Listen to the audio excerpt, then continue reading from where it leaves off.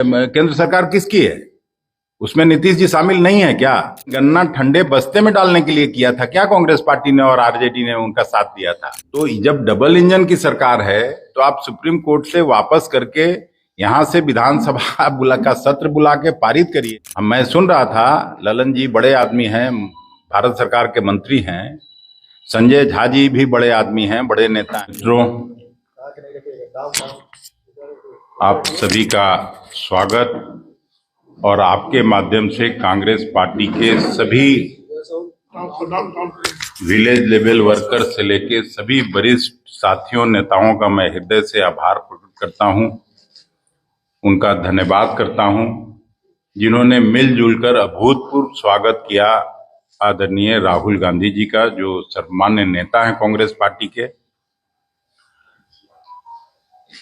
जितना कार्यक्रम हम लोगों ने रखा था प्रदेश कांग्रेस कमेटी की तरफ से, सभी कार्यक्रम में राहुल गांधी जी गए और जिस तरह से प्रदेश कमेटी चाहती थी, प्रदेश नेतृत्व चाहता था, उसके अनुसार वो सब जगह शिरकत किए। चाहे वो छात्रों की समस्या हो, चाहे टैक्सी ड्राइवर की समस्या हो, सबकी बातों को उन्होंने ध्यानपूर्वक सुना और बापू सभागार से लेके यहाँ के कार्यक्रम में आके उन्होंने इंदिरा भवन का उद्घाटन किया, राजीव सभागार का उद्घाटन किया।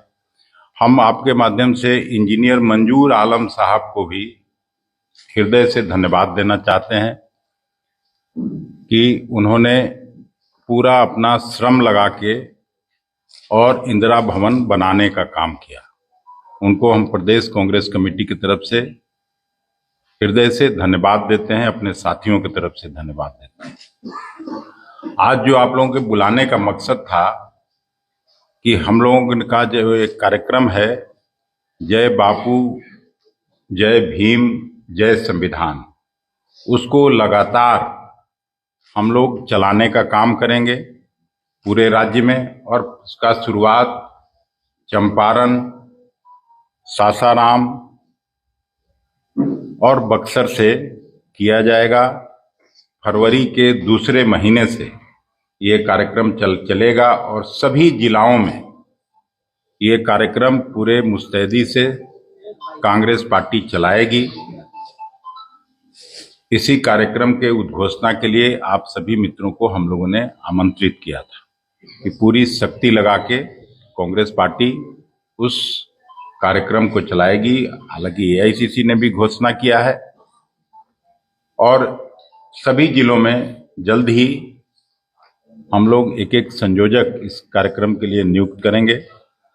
वो बाद में आपको उसका सूची दिया जाएगा।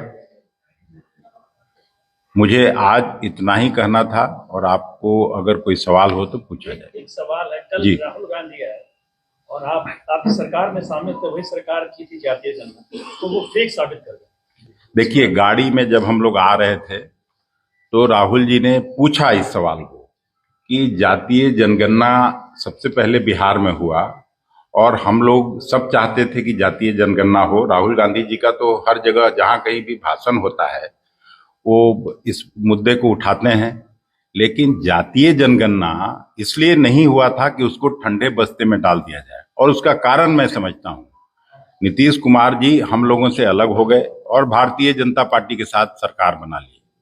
आप लोगों ने भी कई बार सवाल उठाया, उनका जवाब क्या होता है कि ये अभी कोर्ट में पेंडिंग है, कोर्ट जो फैसला करेगी तब फिर उसके बाद हम लोग फैसला करेंगे।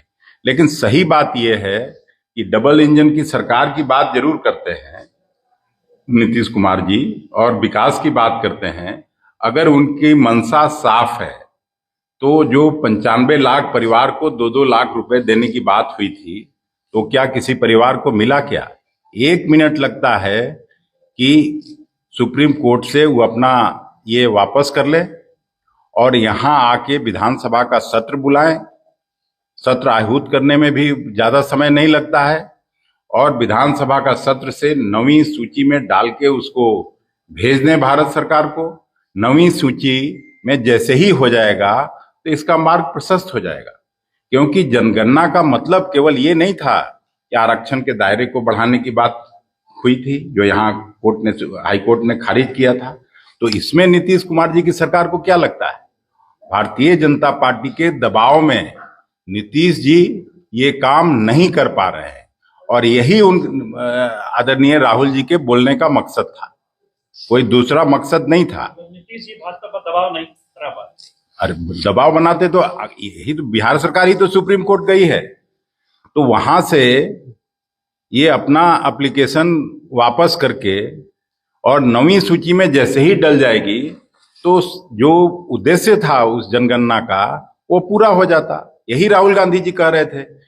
हम लोगों की सरकार ने भी तेलंगाना में किया है, वहां तो कोई प्रॉब्लम नहीं हो रहा है, जो घोषणा हुआ था उसके अनुसार हो रहा है। कर्नाटक में कांग्रेस की सरकार कर रही है और आप देखिएगा वहां भी सख्ती से वो लागू होगा। तो उसको गलत दिशा में नहीं जाना चाहिए, यही उनके कहने का मतलब था, और मतलब साफ था। तो डालना केंद्र सरकार को, तो डालना नहीं। तो 9वीं केंद्र सरकार किसकी है? उसमें नीतीश जी शामिल नहीं है क्या? मैं सुन रहा था, ललन जी बड़े आदमी हैं, भारत सरकार के मंत्री हैं, संजय झा जी भी बड़े आदमी हैं, बड़े नेता हैं, उनका भी मैं सुन रहा था टीवी पर। तो जब डबल इंजन की सरकार है तो आप सुप्रीम कोर्ट से वापस करके यहां से विधानसभा का सत्र बुला के पारित करिए और भारत सरकार से क्लियर कराइए। यही तो कांग्रेस पार्टी चाहती है। और चौधरी कह रहे हैं कि जिस सरकार में कांग्रेस शामिल रही उस रिपोर्ट को आप फर्जी बता, तो उस सरकार नहीं तो ये जनगणना ठंडे बस्ते में डालने के लिए किया था क्या कांग्रेस पार्टी ने और आरजेडी ने उनका साथ दिया था? उसका जो मकसद है वो पूरा होना चाहिए। नहीं तो मैं साफ तौर पर आपको कह रहा हूं कि बिहार प्रदेश कांग्रेस कमेटी भी इसके लिए आंदोलन करेगी। अगर आप 9वीं ये में नहीं डालते हैं शेड्यूल में, तो हम लोग ठंडे बास्ते में डालने के लिए और 2 दिन में अखबार की सुर्खियां बटोरने के लिए अगर सरकार करती है तो उसका कोई मायने नहीं रह जाता है। यही राहुल गांधी जी के बोलने का मतलब था। Thank you. अध्यक्ष महोदय,